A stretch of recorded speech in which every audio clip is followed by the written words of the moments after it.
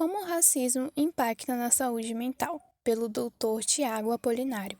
Bom, o Dr. Tiago, ele inicia o vídeo falando sobre uma colocação de Neuza Santos, psiquiatra e também psicanalista, que não há sujeito negro que não seja atravessado por questões existenciais que são determinadas pelo racismo.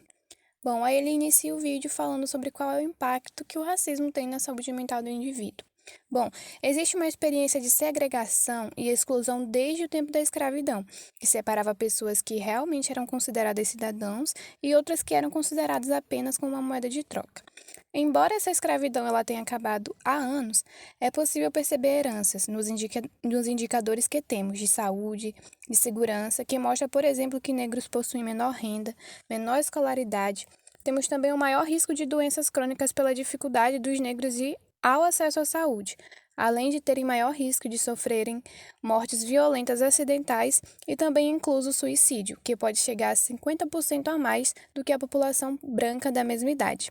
E apesar de existir o mito de que o Brasil ele é um país miscigenado, que convive em harmonia com a mistura de raças, percebemos que não. Nos noticiários, nas reportagens, a gente percebe a diferença, entre pessoas negras e pessoas brancas que são abordadas pelas polícias, que são humilhadas, retiradas de locais e são rejeitadas. Isso tem um impacto profundo na produção de identidade. Bom, a identidade negra é construída. Vemos que existe uma autoestima que é sempre diminuída pela falta de representação, de espelhamentos, que leva até mesmo o próprio sujeito negro a rejeitar a sua identidade, com o intuito de até mesmo sofrer menos com o impacto do racismo, principalmente em nível social e cultural. A quantidade de vítimas que acabam adquirindo algum transtorno, como ansiedade, depressão e transtorno de estresse pós-traumático, são bastantes.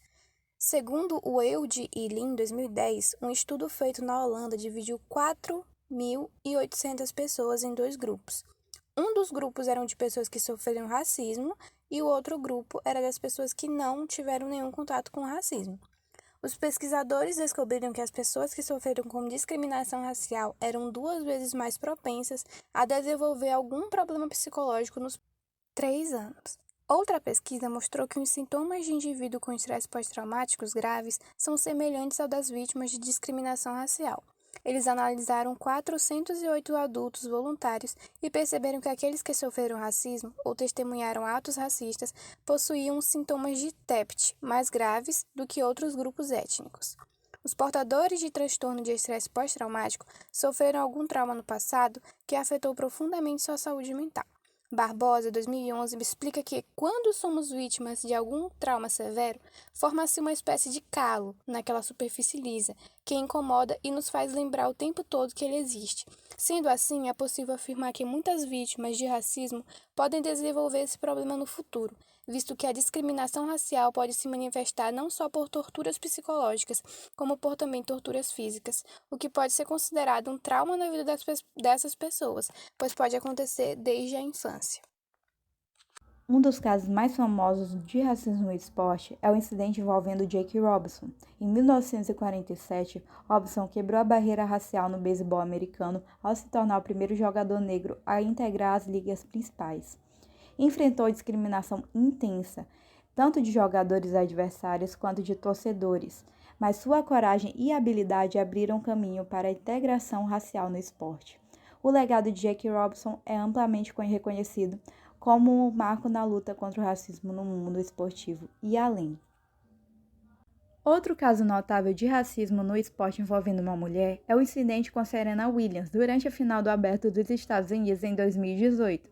Durante o jogo, Serena Williams teve uma intensa discussão com o árbitro, Carlos Ramos, que a penalizou por supostas violações às regras.